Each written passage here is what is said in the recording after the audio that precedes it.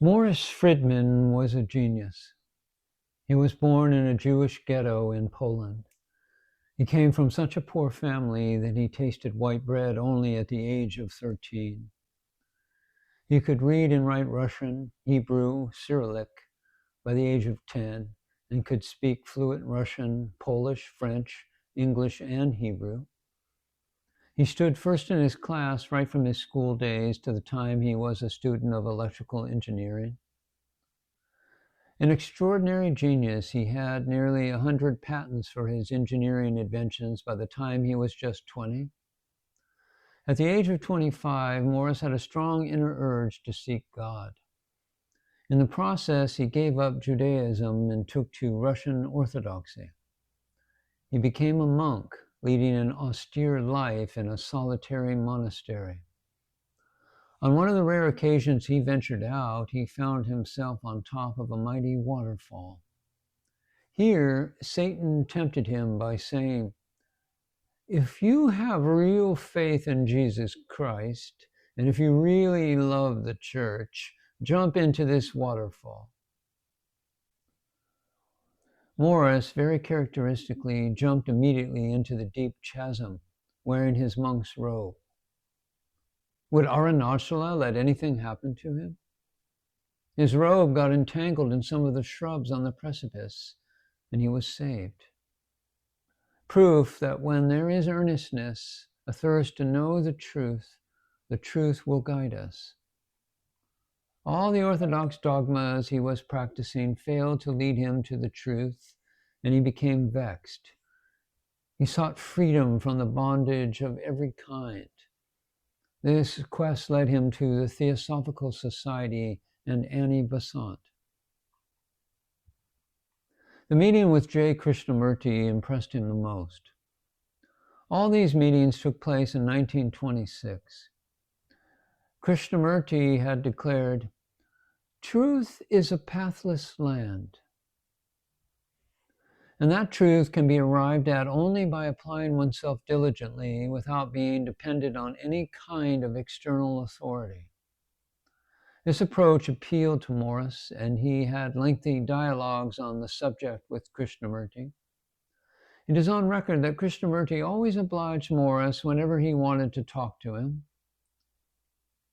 Maurice had a seething desire to see God and know the truth. But all the while, from 1928 to 1934, he continued working in the electrical industry. He became the general manager of a well-known electrical goods manufacturing factory in France.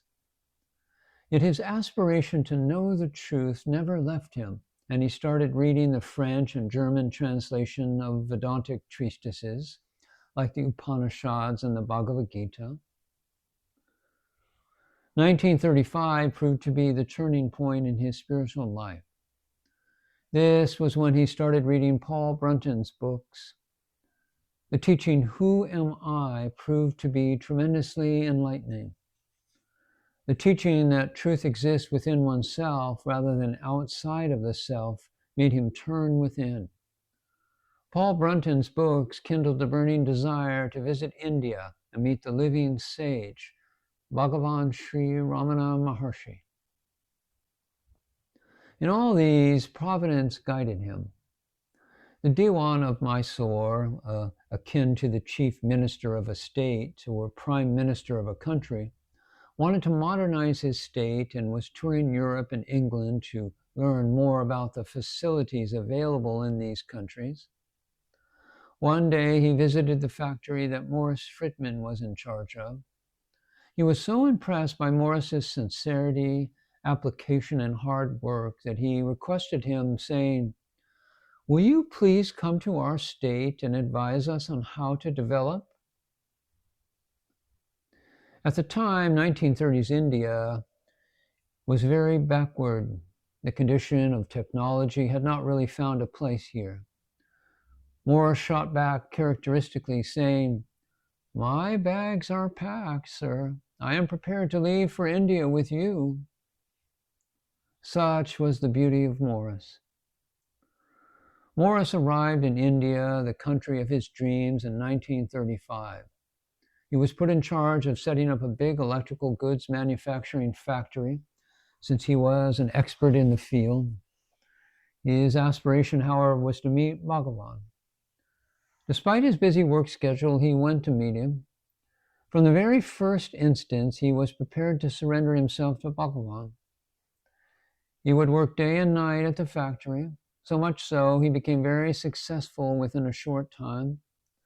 On weekends, he would go to Arunachala, where people would greet him with, "Here comes our Maurice." During his sojourn, he would talk to his friends and to Bhagavan, questioning Bhagavan often, and Bhagavan would tolerate it all. Bhagavan was spontaneous and natural, reflecting you like a mirror. When someone was totally immersed in spirituality, he too responded by giving himself to them. People in Ramana Ashramam commented on his frequent weekly visits, saying, "Maurice, why do you not come once a month or maybe once in 2 months? You have to spend so much time to come here." And Maurice would reply, "What can I do? My battery can take only so much. Within a week, it dries up. I have to come here every week to be in Bhagavan's presence and get it recharged." Maurice was extremely close to Bhagavan. He gathered as much as he could about Vedanta, had discussions with others, and read up as much as possible about the Hindu scriptures. He read that if one wanted final emancipation or mukti, one had to take up sannyas. So he approached Bhagavan and inquired, "Bhagavan, this is what the Hindu scriptures say. Will you please give me sannyas?" Bhagavan remained silent. But you know, our dear Maurice was persistent in his appeal. One day he approached Bhagavan on the hill and said, "Bhagavan, give me sannyas. I want to renounce the world and strive towards enlightenment." Bhagavan, in a very compassionate tone, answered, "Sannyas is taken from within, not from without." Maurice's face fell at the response. Bhagavan, like a mother, looked at Maurice and explained, "You are already a sannyasin. Why do you want to take up the ochre robes?" But Maurice did not give up. He kept asking Bhagavan for sannyas, and Bhagavan repeatedly answered, "There is no need for sannyas." So what did Maurice, with his ingenious, inventive brain, do? He went to Swami Ramdas, a realized soul at Anandashram. Somehow he convinced Swami Ramdas to give him sannyas. Swami Ramdas gave him the outward sannyas that he so desperately desired, and Maurice was given a new name. He was called Swami Bharatananda, which means one who delights in staying in India. And Maurice became very close to Swami Ramdas.